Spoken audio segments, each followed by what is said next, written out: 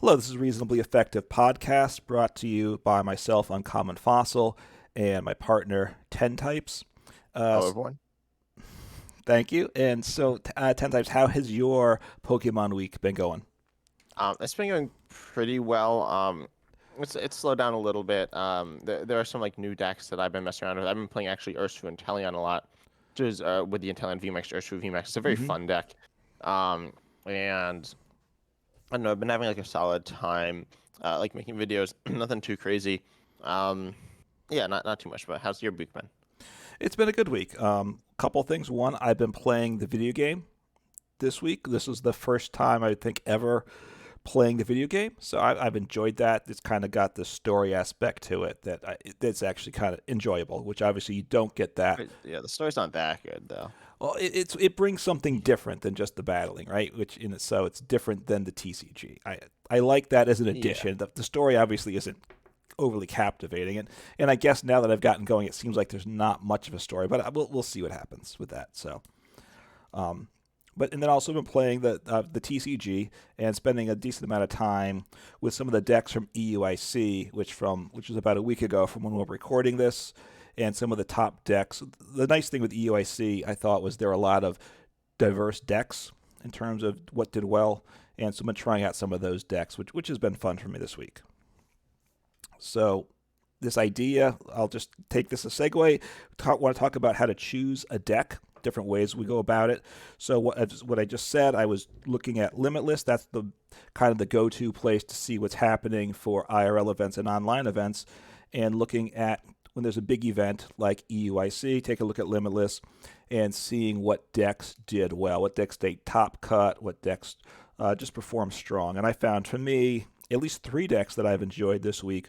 One, there is a Lost Zone box that has a bit of a stall control aspect that was unusual, so I thought that was a real fun one to try out. There was a Mew deck. That one's not very exciting, but I just wanted to give it a try. It was Mew with um, Path to the Double Peak. turbo. Oh, Four Path to the yeah. Peak. It was a DTE, but four Path to the Peak, which in the past you would have never wanted that. And then a Miraidon Regieleki deck that I find to be a very fun deck. Yeah, it's also a pretty basic deck. It's a vanilla deck. It's a straightforward deck, but that suits my style, which is also another part of it, right? Everybody, I think, has their own style of what they prefer. Ideally, as a player, you want to be well rounded to do everything, but you have certain decks that kind of fit more naturally with what you want to do. So I like Miraidon. It sets up turn one almost all the time. Right, you get one Miraidon down, and your bench is almost guaranteed to be set up in a strong spot at the end of turn one, which isn't so it's a more consistent deck at least on turn one than most, which I like. Yeah. And on in that tournament, I'm looking at the results here. The first place, the winning deck list, is a bit interesting. It's Arceus. The on Limitless it says Arceus Dural, and it's actually one of Arceus Toolbox. It also has Orlin Hmm. Vulpix V Star, which is kind of interesting. Honestly, I'd say it makes Arceus Duraludon just with the Duraludon aspect worse, but Duraludon's not even that strong right now Hmm. because isn't as much special energy. It's still like a solid attacker, but now that you Yeah. have like the Alolan Vulpix covering the different weaknesses, that's kind of interesting. I haven't Hmm. actually played this. I'm gonna probably try that soon. It also runs for Lost City. I don't even know why that's like in the deck, but obviously it's a solid counter stadium and allows you to get rid of scary attackers, as there are a few of those. And then I don't know most. Oh, and then there's the control deck, which I think finished like 30 something. And it's pretty all right. It's kind of interesting. It's based around like Penny stall style stuff. Hmm. Penny, That's Sanders' deck, right? yeah. Okay. And that has Penny on pull up. If you're watching a video, if you're not watching, if you're watching on like or listening on some other platform, obviously you don't see this, but Penny. Oh, I need to go to the weird deck editor and figure this thing out. But it essentially like scoop of net, put one basic Pokemon and all cards attached it into your hand. Yep. This allows you to do various loops such as Mimikyu V loop, or Solana V loop. It's just a solid like card for its healing and its like switching and stuff. So it's kind of Hmm. interesting. Honestly, on live ladder now, I see this deck like so much. It's kind of I mean, yeah, I see it. I see it quite often. It's kind of annoying. It's like it's a pretty solid deck. It's pretty beatable as well if you know what you're doing. But it's kind of it's a cool deck. And there's definitely like diversity within the meta, which is nice. Yeah, yeah. The results of EUAC were encouraging for where the game's at now. Um, so anyway, so obviously grabbing decks from Limitless, from IRL, a good way to do it, and the deck lists are all there pretty I much. think we should introduce like the topic, which is Oh, please do. yeah is how to choose decks, right? Hmm. And obviously we both been talking about just ripping decks from tournaments, but there are obviously a lot of different ways to choose what deck you're playing. Right, and different motivations, which I think we'll discuss too, like from decks that will win games a lot to decks that you just kind of like, or kind of meme decks too. I think they all have their place depending on your mood and what you want to do. Um, Yeah. yeah, so obviously, so if you look at IRL tournaments, that's a place to look for strong decks for the most part, right? So one of the factors is winning, right? It's not fun to have a deck that just loses all the time. So there's definitely times to me you want to look for a strong deck. So here, this is one of the better places to do it. Another part of a Limitless, which I think we'll provide a link for in the description for the video down below. We'll see if I remember mine. I But Yeah, I will try if to you're listening also. to it on the Spotify platform, it's you're talking about Play Limitless, right? Well, I get confused, right? There's two parts to Limitless. Is that correct, or maybe even more? Yeah, if you just search up Limitless TCG, you'll show up like the in-person events. You can check around that website, and then it has a link to the online scene, which is also Play Limitless, play.limitlesstcg.com versus the other Limitless is just limitlesstcg.com. But Play Limitless, I think, with like the online scene, honestly, Hmm. the decks there are very solid as well. Um, I mean, not all the decks, but it has access to all the decks. If you want to look at not as good decks, but or decks that didn't perform as well, but it has access to um, so many very strong decks Hmm. as well. Some people just dismiss online tournaments, but they're honestly much more important than in-person tournaments. Well, it's arguable, but there's much more data to be looked at, and the decks are Right. certainly the top decks are just as strong. Yeah, and I honestly I think even competitive IRL players have to pay attention to the online scene now too, because the meta, it just helps them understand the meta. And obviously, if you want to look through, you can obviously select what tournaments you want to pay attention to if you look at individual tournaments for the bigger tournaments. The nice thing with the online events, which is the Play.Limitless site, it's easier to search for the current format. Like you can click on decks when I'm in the online situation, and then it's all just Scarlet and Violet. I where Yeah. but I think it's a mix of things in the IRL scene because of the way rotation is and stuff. It's a little more confusing to get just the current format in IRL. So you hit the current. It's easy to search the decks, and also you have a great diversity though online because you get. As I'm looking here at the moment, there's 80. No, I think you can search in regular Limitless by like format, but it's a bit more. There's just a smaller data set. It gets kind of confusing. Mm-hmm. But also with the difference between in-person and online tournaments based on legality, I think is causes some weird issues. Also, you can't like Japanese tournaments they're essentially the same format, but for some reason Limitless doesn't group them together, Yeah. and it just becomes very like messy when you actually want to like look at a larger sample size. It's essentially impossible to do on regular Limitless. So that's why I think Play Limitless, the online website, is, in my opinion, my go-to website. Yeah, I mean, like it's for a big event, I might want to look at it like with EU, like an international. But generally, the Play Limitless with the online, and I'm looking at now, you have 83 decks as I'm looking at Play.Limitless now. Now, a lot of the decks at the bottom have only been played by one or a handful of people, and a lot of the win rates there are obviously very suspect. But if you look at the top decks with the high number of plays, you see the win rates. You're going to see a lot of very solid decks if that's what you want to focus on.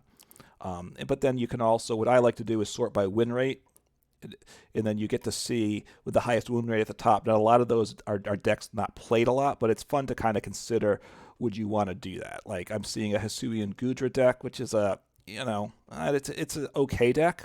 On Play I Limitless. played out Limitless. Yeah, it's got Yeah. a 62% win rate, which is tremendous. Played 3 times, not a lot, but each time it's a winning. They've won more than they lost, so that's pretty impressive. So you Also, know. you need to be very careful here. That for some reason Limitless doesn't always put tournaments in the right category. Hmm. It says they're not necessarily actually standard events. Yeah. Like for example, I want to say Tatsuya and Dondozo has, maybe it doesn't, but there's a tournament that was only like Scarlet and Violet, like it was F block, no, G block. Is that where we're in now? It's No, whatever the current. E block. No, G is the newest block. Oh, yeah, Um, D E. Yeah, we're in G block so it was a G block tournament, single only. project. Yeah. And that was just grouped in this standard. It might be removed by now, but it like there's obviously one deck that just like super Dundos and Tatsugiri. It says all these people did like super well on at the tournament, and this deck's like so good, except it's obviously like not because it's not standard format. So you need to Yeah. be very careful about that when you come down to these like weird niche decks. Yeah, and I think you made a video about the deck with the highest win rate, but it was actually only played at a tournament. I think that was didn't allow Pokemon with abilities, if I remember. Yeah, Does that yeah, sound something. correct? Something like Yeah, that. yeah, So I think so something along again, those. but so if you see a deck that's not played much in particular, you might need to click to the event description if it seems like a really odd deck to have won well. There might be something unusual, and obviously people get lucky and such. So I see here Arceus Rayquaza. So the second Yeah, this is highest win rate, but it the one played 69th most played deck. right, played once. So if you want to play, try the deck out, go ahead, but don't expect great things. But then as you start to go down, but you see the number of times it was played and the win rate, and you can kind of get a sense of what's enough plays to want to try it. Like you were playing Inteleon Urshifu this week, which I haven't tried. I need to do. It's got a good win rate. It's pretty high, and it's Yeah, played it's like 50, 52 and a half, right, which is good, solid. right. I mean, most of the top, that's better than any of the top few decks that in terms of that are played more. They don't have that high a win rate. Yeah, well, Gudra is close. Gudra Lawson, Right, just Lugia's behind it. kind of close. Yes. And some other builds. Decks. Correct. But it's slightly better than all those other decks. But obviously play less, but play 200 plus times, so enough times to be meaningful in its win rate, right? So it's a good way to get some ideas, especially if you think like often in the meta, there's like 3 or 4 decks that kind of dominate, but you'll see a number of other decks that are very strong plays if you want a deck you can win with, but that is different than what the majority of people are playing. So it's a good way, I think, to find some ideas when I want, particularly a deck that's decent and want to try something. Or sometimes, if there's I'm looking for a deck idea, or I want to try something with Arcanine EX, I might go to Limitless too and search it up. Obviously, you can do that too when you're doing it. Yeah, I think it's Limitless is like, in my opinion, the best resource to figure out what deck to play. Whether you Yeah, want a really good deck or you want like a kind of sketchy deck, or something that's like a bit more rogue, you can definitely find all that on Limitless. yeah, One thing I don't love is searching the other categories. Kind of hard to find stuff. So if you want to find yeah, super crazy decks, you need to probably look at individual tournaments. But um, yes, there's so much stuff out there, and it's really nice. Oh, and one other site, that I guess you should probably talk about this some because you like better decks than me, right? Usually, especially, it's nice to feel like I can win games at least, right? I would say. So anyway, go ahead. Yeah. So what is you're talking about? Yeah. So the website that you use, I know, is I don't know if you still use this, but you use Trainer Hill, right? A very competitively focused website. I will sometimes. I haven't used it. I will occasionally, but yeah, it is a good site. It talks about the meta, how much is played. It's got a number of good filters on it so I recommend. It is worth checking out. It talks about what the current meta is. It's got little like graphs with like what's rising in plays and dropping in plays. If you want to try to predict the meta, if you're going into an event, either IRL or online, I'm not worried about that.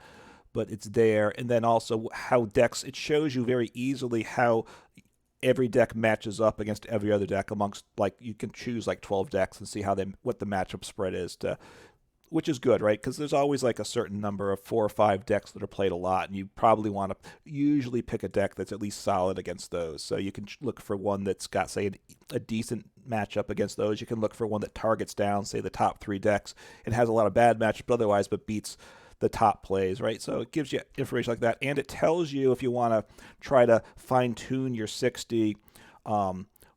What different like counts of all the different cards. Like you can look at a Dialga V Star deck, and it will tell you all the different cards that the deck may play and how many counts people play, and then what the win percentage is with the different counts of that card. Like it would write on EX if they play 0, 1, 2, 3, and then what the win rate is. You can use that to try to build your deck. Although you have to obviously think of it as a synergy of all the cards together, but it can get a sense. If you're thinking, do I play 3 of this or 4 of this trainer?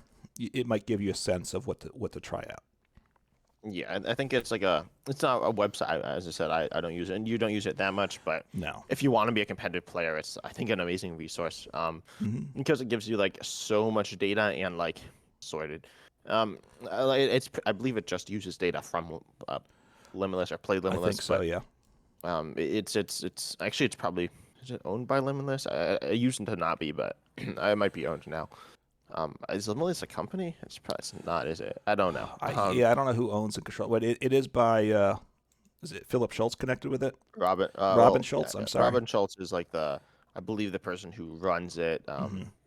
But anyway, so I think like you're certainly looking for like good decks is a solid way to do it. Yep. But also definitely you want to like play decks that you enjoy.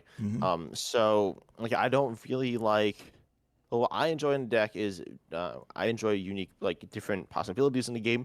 So I don't really like decks like there aren't as many straightforward just attacking decks now, but something like Mew VMAX, Regieleki VMAX with Miraidon EX. I find those decks kind of boring. Pretty much anything where you just have one attacker. Obviously you have different options in those decks. You can go in with various attacks in both of them, but kind of a bit boring. And so that's why I like decks like Lost Zone. I also like I don't know. There's a lot of decks with various attacks now, which is cool. I like Zoroark Toolbox decks. So I like decks with various possibilities. Yeah, you like box decks, and obviously one of the reasons you hate Malamar or Epsilon Malamar, it's you attack one Pokemon with one attack, and you can only attack the active basically. So super limited there. So you like options, you like box decks. I like decks that set up more. I gotta say, I like decks where I feel the deck works because I really just hate when the deck doesn't operate for me. And I'm one of the issues which I didn't even like when Lugia before rotation was so good. It was just a bit, if you set up, you were great. And if you didn't set up, you were just in a world of hurt. And I just didn't like that really high roll aspect of it. I like consistent decks. I like decks that set up. I do like comeback ability also, I got to say. So, Rapid Strike Urshifu back in the day. I don't know if it's the same way now with the current build. It was a little high roll, which I didn't like, I often could fall behind like 3 or 4 prizes and still win the game because all of a sudden I would just take a 5 prize turn and be like, I'm losing. Oh, wait, I take 5 prizes this turn. Good game. So a comeback is always nice in a deck too. Yeah, but I believe when you were talking about that deck, you said you didn't like the aspect that like you were losing the whole game. That's true. They were very stressful games because I felt like, I'm out of this game. I'm out of this game. And you need, in a deck like that, you need very specific set of pieces that aren't always easy. So that's true. And that, like having artillery is a hugely powerful card, but getting it set up and not having it set up when you need it and not getting it knocked out so that you can't play your next turn. I don't like that so much. Whereas I guess like with the Miraidon deck, you just you can attack essentially with every Pokemon except Radiant Greninja if you play that and such. So you pretty much everything has a value and a place, and you can work with it. Yeah. One thing as I said, I was playing the Inteleon VMAX Urshifu VMAX deck, and I was playing this game. I think it was yesterday, which would be the time doesn't really matter for this, but I was playing it, and it was actually I matched into someone I was on live, someone who was like drastically higher in rank than me. I've never. This is the first time I played against anyone above, I think, 1,000. My rating is like 800 or 700 or something. I'm pretty like average. And I consider myself a pretty solid player. But they were like substantially higher than anyone I've ever matched against, which makes you kind of question why I was matched against them. But anyways, so I was kind of nervous if they were just gonna wreck me. They weren't. I have to say, I don't think they were that. I don't know if they were better than me. They probably weren't. I don't know. But so one thing I of course noticed is of course they get into the emote spamming, right? That's like the obvious thing you do if you're a higher level. But so aside from that, they were playing Lost Zone. and I was playing Italiana Urshifu. So if you don't know, Italiana Urshifu is like kind of favored in there, but I got off to like an awful start, and so they just kind of started like carrying all my Pokemon, and essentially I'd done no damage. They actually got their Dragonite V up, and they started like KOing like all my V, like KO'd my V the turn I got into play, and so eventually I was at a point where I hadn't taken VMAX. I'd hit into the Dragonite V once, but it wasn't too much, obviously, and I hadn't taken any prizes. They were one turn away from winning the game. I just had Inteleon VMAX in play. If they KO'd that, they'd take all their prizes. And it had like 70 HP left. And all of a sudden, I looked at the board and I realized, oh wait, I can just go ahead, Machamp V, and Inteleon Ping, and I KO'd a Comfey, another Comfey, a Manaphy, a Cramorant, and a Dragonite in essentially one turn. I used Machamp V, but across those two back-to-back turns, I took KO'd five Pokemon, took 6 prizes, and I feel like that's just kind of like the silly like comeback mechanic is kind of fun. Yeah. And honestly, it's just cool. One thing is that is very fun because I think Pokemon's all about fun. You always want to choose the deck that gives you the most fun, but one thing that gives you so much fun is if you just like completely obliterate your opponent.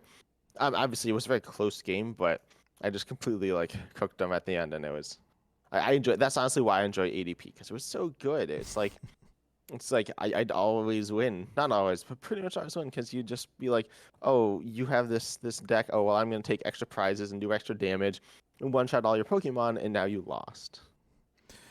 Yeah, I mean, coming back is always fun, and surprising your opponents, I think, is fun, right? Playing a deck that you doing something to win that they're not expecting is a fun aspect. This week for me, like I said, playing some of the EUIC decks, and there is the Lost Zone deck with the stall aspect, and I started Yeah, playing. I was saying the UIC decks, most of the decks that you said like the Mew deck and the Rhydon Yeah, deck, but those aren't really anything like new, were they?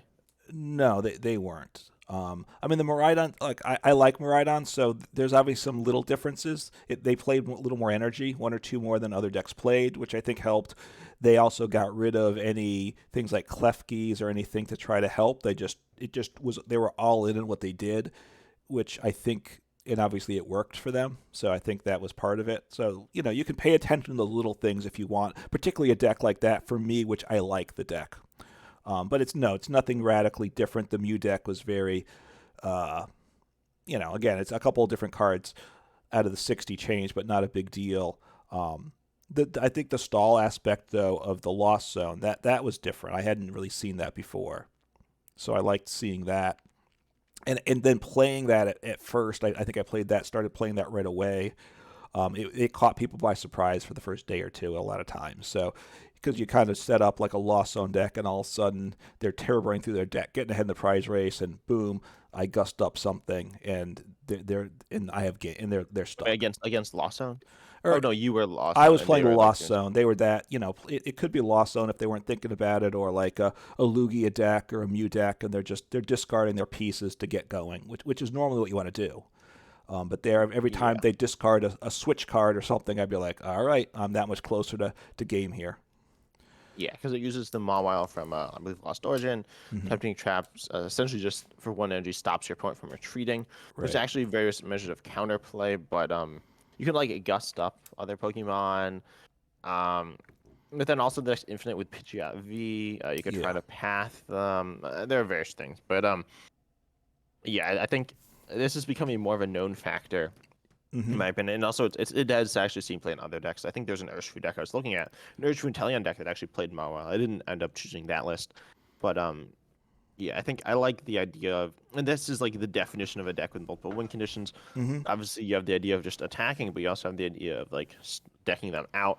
Um, Yep. and honestly, one thing that I don't know if this is good or bad about in-person tournaments versus online tournaments, in just general play. In these like hyper competitive events, there's a lot of metagaming, Yeah. where people are just choosing specific counter cards. So Mawile is an example of this type of specific counter card, Hmm. where it's used to just counter very specific things. Notably, I'd say Radiant Greninja and Gardevoir EX. If that gets stuck in the active, Gardevoir probably loses, but they can always just play a switch or two, and they're probably fine. So Hmm. um, I think this Mawile is gonna fade out. Um, because it's not going to have as much value if people learn. And I predict people will learn eventually. If Yeah. everyone gets boss trapped by Mawile, they're gonna start putting Switch in all their decks. Which it doesn't feel good to just like be decked out. Or I guess the other option is people put Pidgeot V in their decks so that both players are just using Pidgeot V and never decking out, Yeah. which would be less exciting because the games would never end. But that is an option as well. And I've actually seen Pidgeot V. I saw Pidgeot V in a Lost Zone deck. It was not this deck, not Hmm. the deck with Radiant Charizard. I know it was played in EUSD, but it was it did play the Pidgeot V, and so they could just be going for the idea that if your deck's infinite, my deck's also infinite, and neither of us is gonna deck out. They could. I was gonna say, are there ways of milling? But those. Oh yeah, you could stick in like some mill attacker. I'm not super familiar with the mill attackers right now. I know that Bunnelby rotated. You still have Carbonelby. You still have Yeah. Sandile. I don't know if there's a replacement for Bunnelby. I feel like there probably is, but I'm not sure. Yeah, I mean, you could try milling. Obviously, then you're not attacking with a Mawile. I mean, you could do something like Misfortune Sisters and get rid of their items, which is their primary way of switching, right? So that could, if you want. I mean, obviously, if you're playing on live, then it's a matter of who can click the buttons faster. If both players play a Pidgeot, right? So hopefully there's not too much Mawile around because it will make things I think a bit unfun. But like you said, it was put in specifically for a tournament, which is one of the things to keep in mind when you're looking at decks, especially the IRL decks. Right now, Maybe the Sandile also rotated. what was that? Maybe the Oh, the Sandile also rotated. okay, that could be. I'm not sure. But like, because right now I think the Gardevoir EX decks don't play any switch, right? Because they can just attach, retreat, and re-accelerate the energy. So it was kind of a wasted deck slot to put a switch card in. Um, so it was kind of part of it was to take advantage of that. So Gardevoir, you don't play switch card, you're going to lose the game. Was kind of part of why it was built at this time with that way. Yeah. Um, so I mean, it's kind of interesting seeing people like putting these different attacks. Honestly, most people I think tend to play very passively in terms of like their deck ideas that they just want to go with what they know because it's Hmm. it's obviously just easier.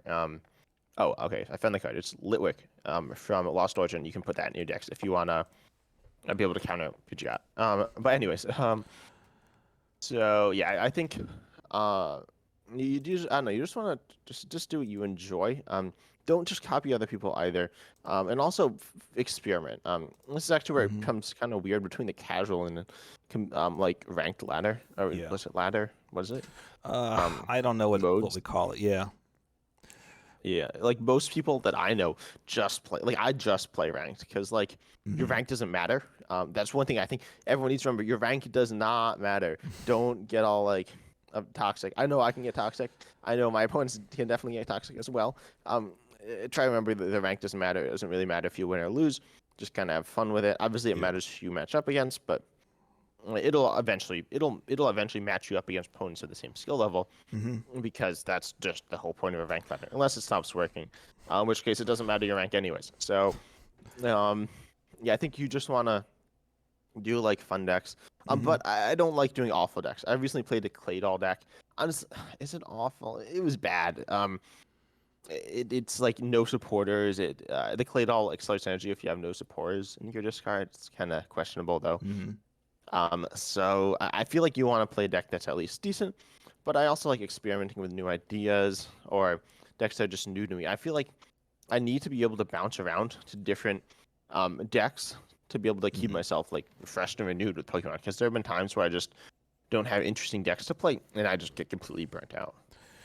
Yeah, there's times that something new is you got to find for that. Now you like, because again, you got to know yourself. You like to switch decks a lot more than I do because I get a bit of a sense looking at the deck list of something, but it's not until I play it and really play it multiple times that I start to get the rhythm of the deck. So for me, if I want to kind of playing a deck 10 times is kind of it that's just like the getting to know you stage. Like 10 times it's very I've kind of barely gotten to know the deck at that point for me. So whereas like you're probably done with the deck and don't want to see it again after that. So you got to. Yeah, most times, like if you see me play a deck on video, there's a good chance I haven't played it again since that video. Especially if it's like some weird deck. Um, because I most of those decks aren't that good. Um, and I'm not a great deck builder either. So I think most people aren't that good deck builders. Hmm. Something I should probably work on, but I'm not an awful deck builder. But um, if you're not a good deck builder, it's kind of hard to innovate. Hmm. You certainly can tweak an existing deck, but making a new deck from scratch, which I've done, like the list I'm looking at, it's a Luxray Gudvar EX deck. Hmm. Like the cards aren't quite right, because I just don't know exactly what I'm trying to do here. Um, and I don't have quite the feel for just throwing something together, and I don't really want to test it that much. I want to just have a deck and it just works, and so that's why Yeah. most people just go to net decks. But you need to, I think you should at least try to tweak decks, and it's not that hard to do. You just kind of know what's not working for you, what's working for you, and then you actually have different lists. Because sometimes you just see everyone rocking with the same list, and like it's okay, but you're losing out on a lot. Yeah, I mean, yeah, like we talked at the start about net decking, which I think is certainly a good thing to do. It's a good way to get ideas and find decks you like. But ultimately, you should work on your own decks. Modifying decks you have is making a deck your own, which I've enjoyed that. Like when I was playing Ice Rider a bunch, and it was solid. It wasn't the BDIF, and maybe it's kind of in the range of where Miraidon EX is. Again, another solid deck that's consistent, but isn't going to be the best probably.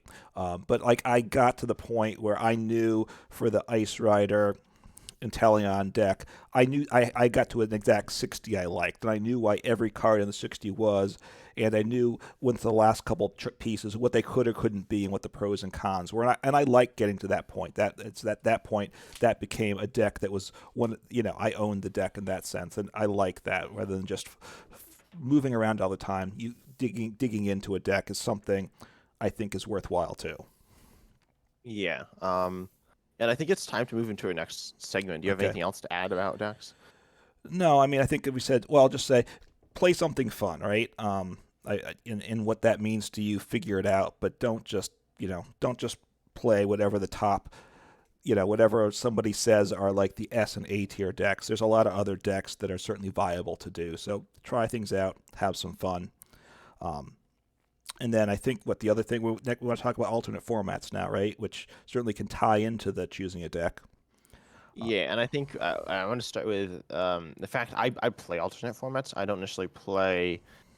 I don't know. I play some. I've been sticking with more standard because that's definitively now standard is the most accessible format. yeah, But I play some other formats, and I in the past have definitely played a lot more than I think you because this connects back to the idea that I get bored with stuff. right. And you like to just learn something, and you like to just stay with one deck, and be boring, right?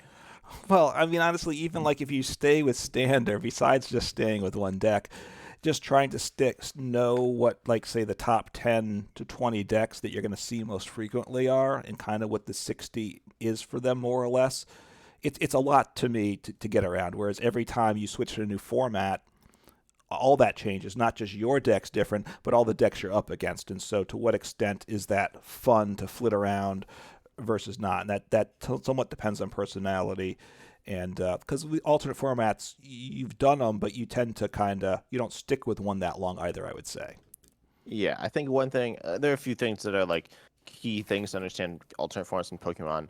One is that most of them are flops. If people make their own Pokemon Hmm. formats, they usually fall apart. Usually the creator just gets bored. We've even seen Yeah. this with GLC now, which is like the alternate format that people talk about. Yeah. That's not official. And then, although you could make a soft argument that it's official, but and then also there's the idea that I think that a good alternate format, it has a limited amount of life unless it's like super good because once it gets fleshed out and becomes competitive, it gets hurt. This is why I used to play a lot of GLC. I just like, I mean, not that much, but I used to like, I still like GLC. I like the ideas behind GLC. But Hmm. one it is kind of like died out, unfortunately. It's not dead, but it's, oh, I'm not sure if it's dead, but um, it's essentially it's on its way out. I predict no one will be playing it within a few years from now. But that's because when a format's new, it's fresh and well, it's fresh, but also it's not as competitive. So that means you can just Hmm. go ahead and make what you want, and you can really play the game like you want and win. Versus when it gets more like defined, you will you're going to be playing the decks you like, and now you're going to start losing, and that's not a good feeling. You're just going to kind of feel defeated, and it's not as fun because now all these decks that are cool you can't play anymore. You have to play certain top decks, and we've seen that with GLC. GLC at the very beginning, there's so many unique ideas, and it was fresh, but it was also like diverse because you could do what you want. You can personalize yourself in your own deck. Now, if you play GLC, you got to play very specific things. You don't really have a chance to put your own spin on it, and it's just kind of boring. Especially because like Hmm. so many competitive players have drifted towards that, that it actually takes. Um, it's not necessarily like they're doing anything wrong. Like everyone wants to do the best they can, but like Yeah. it takes a lot of the fun out of it. Yeah, I mean, GLC, I mean, part of why it happened, I would say two things. One, obviously, a big person behind it, Andrew Mahone. Without that, it couldn't have gotten going. And the other thing, Don't call him a big person. That's kind of mean. all right, a big YouTube following. How about that? Um, Yeah, but and then because of COVID was a boost for it too because IRL play was stopped, which obviously he's a big IRL person, and a lot of the audience was committed to focused on that too, and that didn't happen. So looking for an alternate way to do things, right? And official events, and even once like the cat informal IRL events started back, but it was a long time before official events took place again. So it created a vacuum, a place that it could start, which is I hopefully we don't have that happen again anytime soon. So COVID. exactly, and locking down the world, Yeah, right? So yeah, that'd be kind of bad. so it's hard to find the pieces to make it now.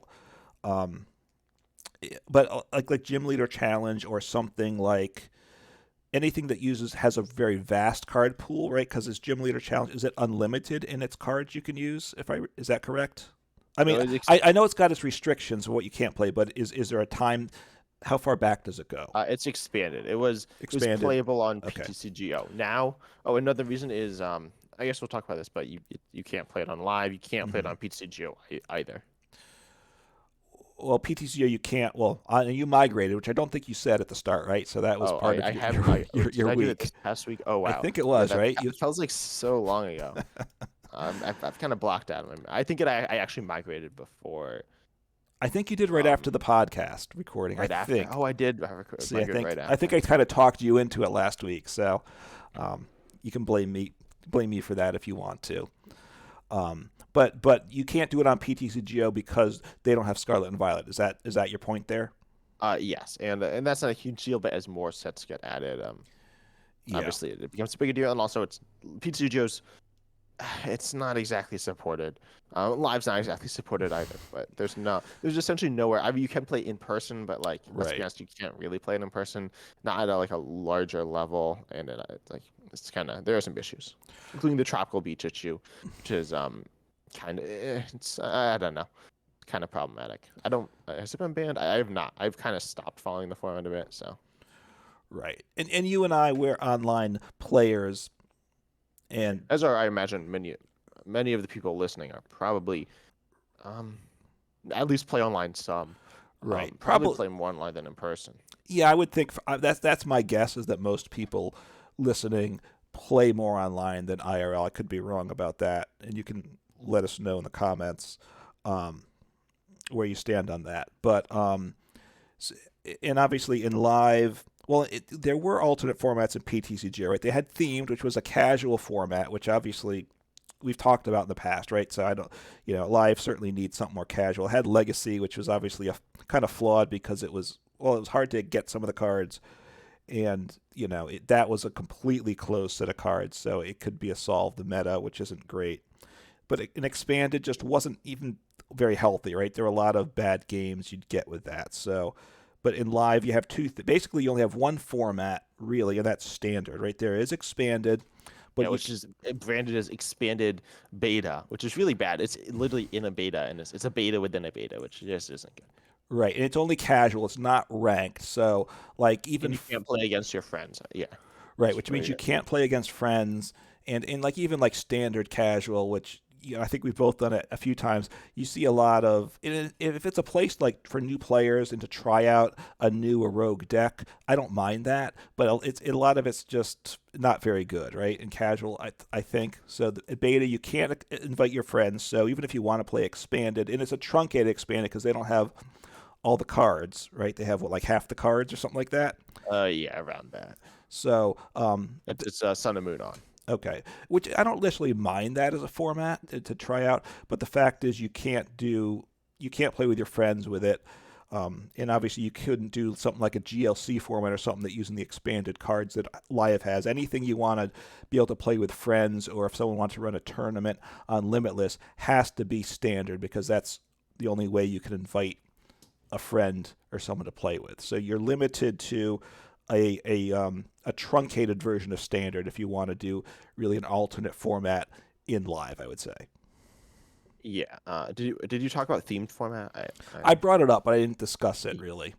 Um, so I think one thing that, as you said, the casual format is where like newer players play. And actually, I saw Yeah. someone on the live forums, which are really like kind of bad, by the way. They're not like it's people complaining, understandably complaining. Yeah. I myself probably complain a little. And people, it's like there's these glitches either that are just completely ignored by Pokemon. I don't even know if the format's monitored. You can send in support tickets, which are monitored, Right. but they're not. Like people like live just like deletes half of them. I think like if you just send it in, they just get rid of it, which is not good either.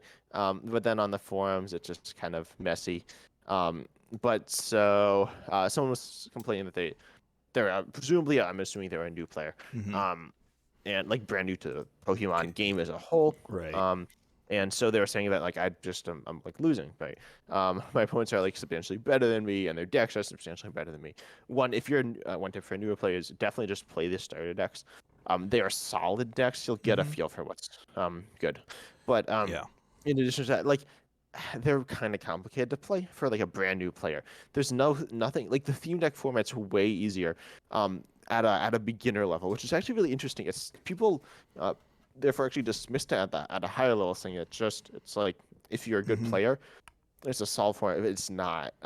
It's actually complicated at a higher level with the various like high level complications, ideas of like um not as much stuff like deck thinning, but like Hmm. prize routing, just choosing how to like play your game as a whole. Yeah. But you will always have access to whatever Pokemon you need pretty easily. Like unlike standard, where the difference between for probably I imagine many of you, it's obvious whether you want to search out. Say your Inteleon V, like I'm looking at this deck, or your Radiant Alakazam, Hmm. the one's an attacker, the one's this weaker support Pokemon. But to a newer player, you don't necessarily know what the value of any card is in a deck. The card you're searching for isn't obvious.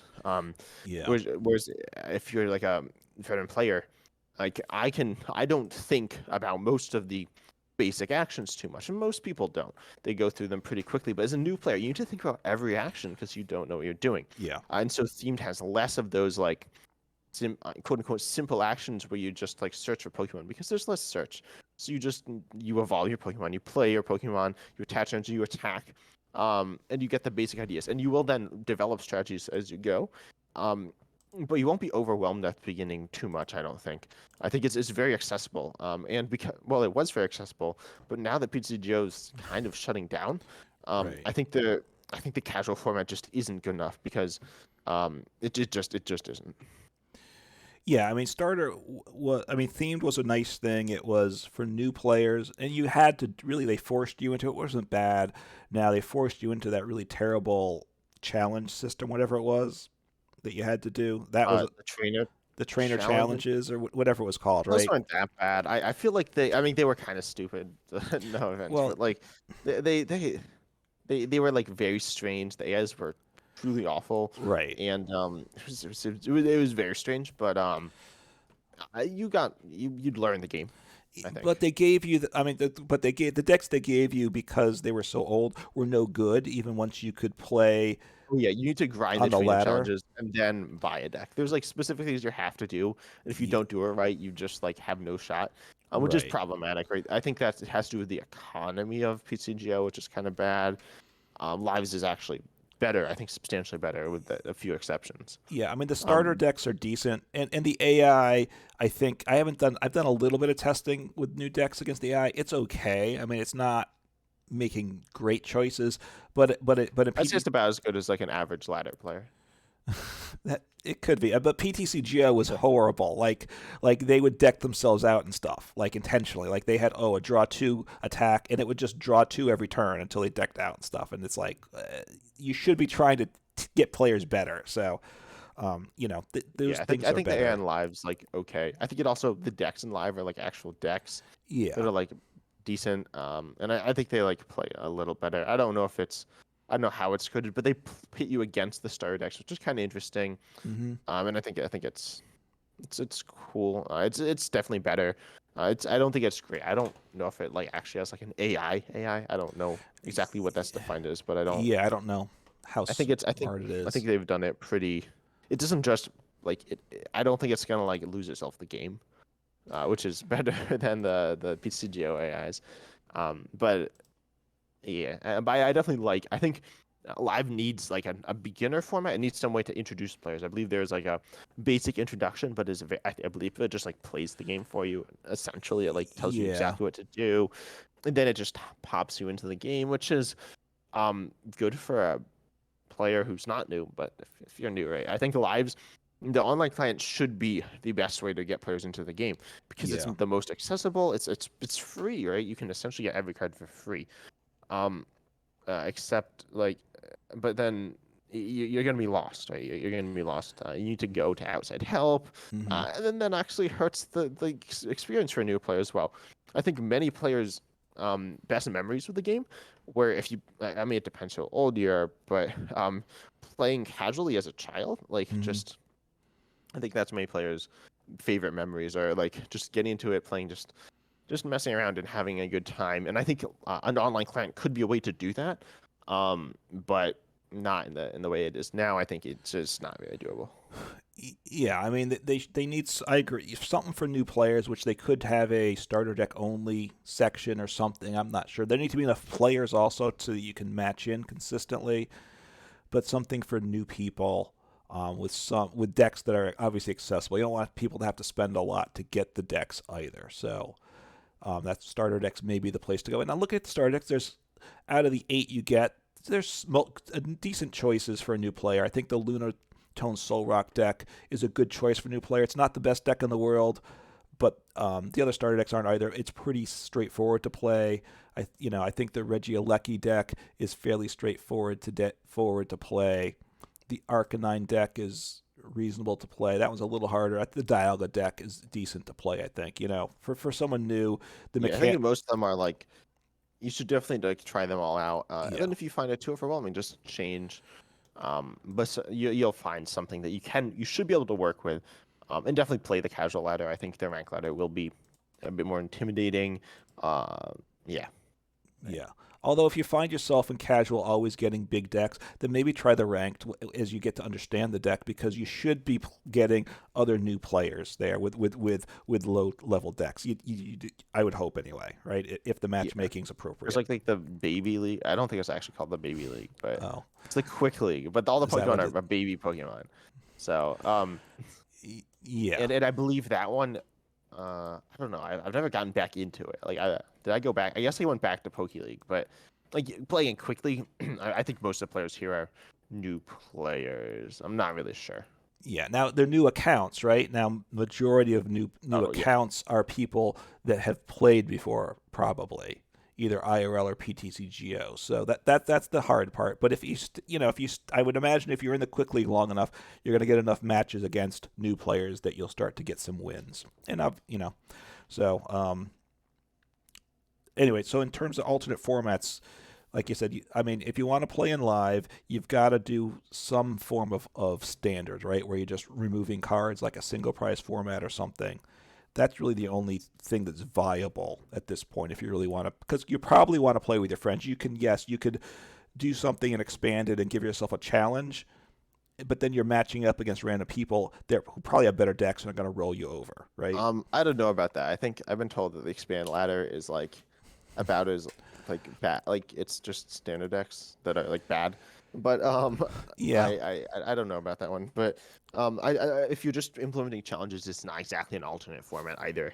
Something right. like a Nuz. Well, there aren't really alternate formats in the video game. Maybe there. I guess I mean there are, but like a Nuzlocke isn't an equivalent to a format at all. So forget about Hmm. that. But like you can do. What you're thinking of is like singleton standard, single pricer standard, that Right. type of thing, right? Right, something like that, which I think is a fun way to do it. But if you want to do it yourself, just and go on the ladder, you're just at a disadvantage, which probably isn't going to be fun for long. Um, you can do it with friends, like you said, if you keep restricted to standard only, and that's not a terrible notion. You're trying to do that with your random deck format, right? That's Yeah, just random battles. random battle format. Is that what's the official I name? guess. I don't know. You don't know yet. Okay, No, but check that. I made some content on that. I'm gonna do some more. I've been kind of busy, but I think I have a link to my Discord server on my channel now, so you can check that out. But I think like you need to play it as far in standard, yeah, because if it's not, you just can't really play it. I think single price standard. You haven't played any of that. the random battles. No, because I'm No, no, you haven't played any of the other formats either, right? Oh, well, you haven't like done it. You haven't done anything because you haven't crafted anything, right? right. Since Scarlet and Violet came out, I'm just to understand the economy better until I finish the battle pass to tier 50. I'm not spending any of my resources, so I'm almost there though. So the next couple days, I will be done there and get to take a look at how the economy is working for me. But yes, so that's why I can't even afford to. I can't like even for your random battles decks. I don't have the cards to build any of those decks yet, from what I've seen. So, and obviously that's you wanted to make it to be accessible because they're all low cost cards. But I don't Yeah, it's have. a very accessible format. And I think that's good. I think one thing with as you said, you don't have all the cards, but I think one of the most important things about alternate formats is accessibility. And Yeah. so obviously, like just being able to play it somewhere is important, but also cheapness. Hmm. That's honestly like so GLC. I think GLC. I need to make a video on this sometime. I've said this for a long time, but GLC had a few main principles that was built on that about why it was so good, and why it started to fall apart. Is it's broken these principles. One is it's very simple. This Hmm. is it's very important for an alternate format. Something like single price standard, singleton standard, anything like that. GLC is very simple, with a few basic rules. Single price, singleton, Hmm. expanded format monotype, and there were intended to be no bans to end up actually being bans, which hurt the format. And clearly, Hmm. it was obvious from the way Andrew Hunt was like treating the format. He did not want to ban cards, because it broke that one of those main principles, but it ended up having to be implemented. Yeah. And there wasn't too much you could do about that. But and the next one I'd say is, of course, accessibility, and this is one is also like it's we've talked about this. It's like the idea that I need to be able to play the format on something. Right. We really need to be able to play it on PCG Live now. Yep. But in the then you could play it on PCGO, and it was very accessible. And also Right. the fact that the cards need to be accessible, right? Hmm. So and if the cards are cheap, they're more accessible. And then in person, the cards also need to be accessible. So the newer Yeah. the cards are, the more accessible they are, right? Yeah, and obviously there was probably, I imagine, some older cards that were really good that were hard to get just because they were so old, and they But they people. weren't like that old either. So you could get pretty much all the cards. Yeah, and if they get to the point, and I assume they will, where expanded's fully playable and live, then it's easier to get the cards than it was in PTCGO. So in terms of online playing, if live becomes what it should be playable in live if that's what people want to do. Yeah, definitely. Although I believe they have said that they're not adding all the cards this year. Yeah, I don't know if they said that officially, but it was heavily implied. It said for the 2020. I want to say it's here, and it's just the Scarlet and Violet is here.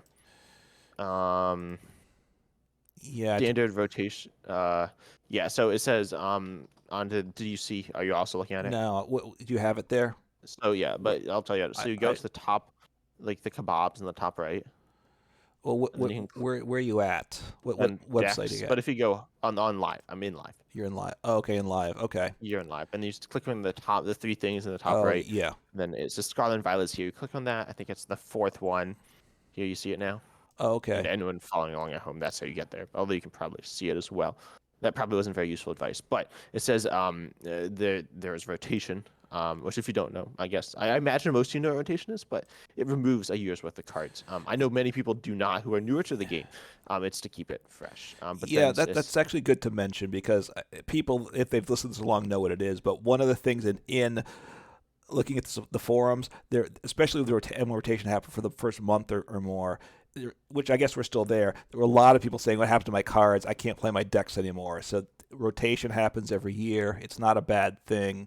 it It did happen early on live. That's one thing to keep in mind. it did happen It was a earlier than mistake. yeah, that was an issue. But even after that, a lot of people just didn't understand what rotation is. And obviously, if you're a new player, and hopefully lives bringing new people in, you need to know that. Yeah, and there's nothing wrong with not knowing, but that you need to, No, you will learn, because when you can't play your decks, right? and so obviously that's something, and they do tell you, they literally tell you, I believe when you log into the game, they will tell you, but so it says that the E, F, and G are still supported in the standard format, Yep. which is just what rotation is, and then it says the expanded beta format will remain unchanged for the 2023 season, maintaining the Sun and Moon series forward. So Right. this could just refer to the when it ends in 20, like the quote unquote season, I believe ends with the worlds in, Yeah. I What want to say September was September, it? Something like that. Yeah. maybe. So it um so it could be that, it could be, is this considered the 2023 format, or is it next year, because it could even be um well, they next say year's the format. I don't. 2023 season, which I think is the season ending this year. Okay, I was originally thought this could be the end of the year as well. It It, might just be till the worlds, which is many months away, to be honest, but yeah. I mean, at this point, obviously they're struggling to get just standard working. So I'm glad they're not working on expanding on developing a full expanded format just because they're struggling. They don't need more things to work with. As you know, they have a hard time addressing the issues in standard. So keeping it simple for them is a good move. Yeah, I think that's fine. Like realistically, expand we've said it's kind of bad, because you're looking for like a healthy format with unique ideas, and I think Yeah. expanded has unique ideas, I guess. It's mostly just like stopping your opponent from playing any cards or carrying all their Pokemon. Yeah. Like there's what like the best decks. There are lots of control like obnoxious, horrible toxic decks too. Against like there's Vileplume, which is a basic immunity plus item lock, Yeah. and then there's Donk, that was a deck, which Hmm. isn't that good, but it's saw so much play. There is like and lots of super turbo decks, which are kind of toxic, but I wouldn't say they're that toxic, but they're not. Actually, they're walled off by so many things. There Yeah. are like wall decks. There are like they're just so annoying to play against. And then there is one of the most problematic decks, which is I'd say recent. It's Dialga V Star Hmm. plus because you can use both a V Star power and a GX attack, which is cool. The idea of that. Except you could use, I believe it was use Guillotine and I don't remember. No, you use Dialga V Star. So you Hmm. use Cyrus Prism Star to Dialga V Star to Guillotine and Garchomp, I think. Pretty much you just KO all your opponent's Pokemon and they couldn't do anything about it. I suppose if they had all their Pokemon if they had three Pokemon in play with over um how many HP? I think they needed like they couldn't be one shot. All three of their Pokemon in play couldn't be one shotted by Dialga V Star. Otherwise, you'd just lose. So it was this like outrageously overpowered deck, and that's how expanded works. I think Hmm. getting back to GLC, the third idea is that you need to be needs to just be like fun and kind of casual. And that those are related. You can have a fun competitive Yeah. format, but if it's exclusively competitive, I don't believe a format can be truly fun. Because if you just want to mess around and have a good time, if everyone's playing these super competitive decks, it's hard. And I believe you watched a video about Magic Commander format, right? And that mentions something like that. Yeah, I mean, Commander within Magic is it was designed to be played with your friends in a casual setting. It would be kind of like Cube format, I guess, in a sense, but Cube for Pokemon, where you do the draft and all, is you Commander, you come with a pre-constructed deck and you play like with four people at the same time. Magic, like Pokemon, is a one versus one game, but they made it so that four people would actually play simultaneously, so you can kind of hang out with your friends, play IRL as a group, and kind of chat as you played. And actually, there's kind of this depending how you do it, this unwritten rule, like how you have tiers for decks, that kind of ranking the decks on a 1 to 10 scale. And for most people, they would say commander decks should never be above a 7 level power. That you kind of want to get to a place where they're good, but you don't want them to be overpowering. You want to keep it fun for everyone to play. So, and even they kind of encourage people banning cards that would make things unfun. So, kind of keeping it enjoyable for kind of forcing everyone to play a quote fun deck. Yeah, and I think that's something. So Pokemon, if you know the history of Pokemon, and I believe you have said this many times as well, Pokemon's based off of Magic in many ways, Hmm. and you can see this very clearly in its custom forms. If you don't know, Magic has Magic's that teaches you with the Commander format, which is an alternate format that was developed by fans called Yes. what's it called? Like the other name for the format, like What E something I don't something. remember, but it's like obviously like Pokemon is a 60 card deck and those things, but Commander's a 100 card deck with some different rules for it. So Yeah. So Commander's like seen as the gold standard for alternate formats because it's literally, I believe it's the most played Magic format, which is crazy. It's not exactly officially supported, but like right, now they had to, right? It's just and it's good. It's very good, I believe. I personally, I think you and I played it like once, but um yeah, and it's a weird thing because it was started by fans. Um, and the company behind Magic, Wizards of the Coast, the rules are actually there's a quote a rules committee that's kind of chaired by the person that developed the game with some other players that they've brought in over time. But they're the official rules people. I think that even Wizards of the Coast kind of recognizes this other group has control over this game, which is a weird dynamic. yeah, but it probably makes it healthier. It keeps everyone in check. Yeah, I mean, the people as they do complain about the rules committee, but I think everyone's glad that it's that rather than the official company doing it, which would be the same thing with Pokemon. If there was some fan format, and if it was run by fans, we'd be glad for that. But obviously, it's tough to get to that spot. Yeah, and I think one thing is a lot of like custom alternate formats are based on Commander. Mm. Everyone looks at Commander as like, we need Commander in Pokemon. That's what GLC is based on. There's a format called that gets tossed around so much. It's not very good, but it's interesting. It's called U150. All the Pokemon are. I don't know if it's 150 and under HP or 100 or less than that, but Hmm. the idea is it's when people always complain about power creep. So they're like, oh, back in my day, I liked when Pokemon had like 2 HP and did half damage. But like, it's you probably want to get to the bigger numbers. But anyways, this had under 150 HP, so like Yep. weaker Pokemon. It's this super complicated ruling stuff, but it had 100 cards. It was singleton kind of, and it was like it was very complicated, but it was clearly it's like Pokemon trying to copy Commander. It's not that good. It just doesn't work. I don't think people should be copying Commander exactly, because it's not the same. But GLC is Hmm. loosely based on Commander. Well, I say it's Singleton, It's right. and that's about it. The only similarity, but it's um, like Commander is seen as this thing that people want to reach for in the Pokemon community.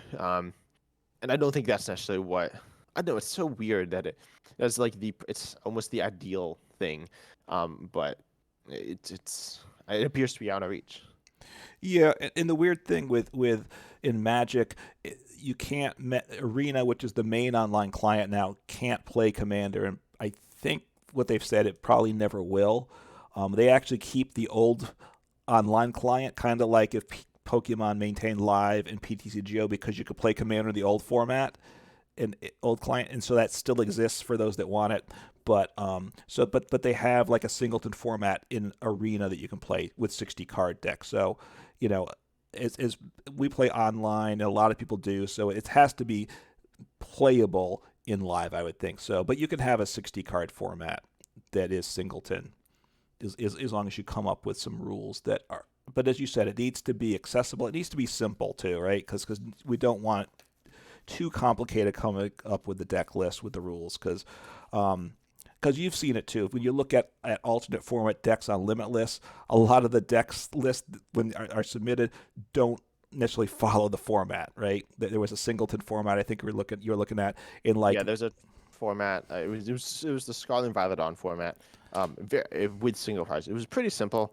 mhm. Those are like two rules. It's just two rules. Just follow the two rules. And people are just submitting. And I think there were maybe. I'm gonna pull it up, but there was. I'll take a look. I think it was. And I know it's here somewhere. I literally was just looking at it. They're in the Dandos and Tatsugiri. Let's see. It looks like there were. I think there were 20 people, maybe 30. Let's see. So there were. Oh no, there were like 18 people here.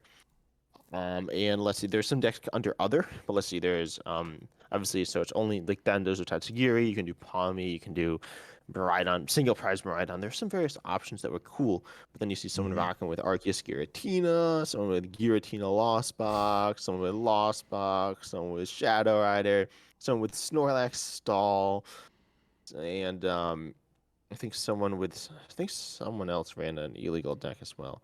Maybe not, but like that's like almost a third of the tournament is people running decks that aren't legal for the format. Obviously, you just like get kicked out because that's not like a thing you can do. Right. So that's like it needs to be, even if it's basic, like super simple. That's very simple. People just don't. I don't know. They don't think, they just want to be able to like rock up with something and play, and that's good. Well, I don't know if it's necessarily good that people aren't thinking, but it's good in the fact that Pokemon, you should just be able to like play for fun, Yeah. and with these alternate formats it gets a little complicated. That's why you're looking at things that are just very simple. And also, I'd argue that alternate formats are very good though, because they can allow you to like rejuvenate your interest in Hmm. Pokemon, but you need to be, if like in PTCGO, it's like very clear. Like I'm never really confused about. I guess maybe once or twice I've queued into the wrong format, but like you're not gonna play an illegal deck. It just doesn't let you do that. And like Right. I think it's pretty simple in PTCGO, and there I think all four formats in PTCGO are honestly pretty worthwhile. Yeah, I mean, yeah, they've gone from having four formats that all work to having two formats, only one of which works in live, and they haven't been any indications that they're going to bring in anything beyond those two. I think they need to, and obviously they need to get stuff working too. So those choice, the options are nice. Having themed, we both enjoyed themed. It was better off the fact that was an option for sure. And like I said, it could be fun to try. It's nice having that option there. At this point, I think they better not bring back Legacy unless they're going to be able to give us our Legacy cards back again, because I think people would be very upset about I that. guess it's not that many cards. It's like it's like a year's worth of cards, but I still get why people would be upset. And I guess they're cheap to craft, so just people will be unhappy the fact that they spent in some cases a bunch of resources in the past and lost them to have to re-get them, but that is the risk you play when you play in any online game at all. Things change, technology changes, companies change, and you can lose things. Thus far, Pokemon's been okay with that. Other games, there was a board game that had an online thing where you could buy the cards, and then another company bought the rights to do it. And your old account and everything you spent money on, hundreds of dollars in some cases, it all evaporated, right? So Pokemon certainly is better than that. Yeah. I think people say that people like saying like ragging on Pokemon. We like ragging on Pokemon, but Pokemon's doing I mean, they made a very good game, and Hmm. that's why we all play it. But although it is honestly pretty like, the more I've been thinking about it, the more I realize that Pokemon's like small in the grand scheme of things. It is in the I mean, Pokemon. compared to like Magic, it's like of the TCG is small. Right. Well, yeah, that's part of it is the TCG is just a little piece of Pokemon brand, so which makes it kind of weird. I mean, it's a big piece. It's a very big piece, but It is. I mean, I think part of why Live struggles is if all Pokemon had was the TCG, Live would have gotten better a lot faster, right? The fact that they have the video game and the anime and all that stuff means there's people that can go, let's not worry about it. yeah. All right. So, anything else to add about alternate formats at this point? No, I think we've drawn down a bit too much. I Check out my random battles format. Check out my random battles format though. Yeah, check out the video. Obviously, you can find alternate formats on other sites, discussion of things. So take a look. Part of it's trying to develop it and get enough interest in one is a challenge. And at this point, Live just has to get fixed. So you want to take us home? Yeah, sure. So we hope you enjoyed. I think hopefully we're getting the podcast a little bit better. It should be out on various platforms, so you can check this out. In the description, I have some. I don't know if I have all of them, but also, there are the links to the resources that we mentioned. Yeah. In this video should be down below in the description. But I hope you all enjoyed. I've been 10 Types, joined by Unconfident Fossil, and we're excited for you to listen to the next podcast. See ya. Take care.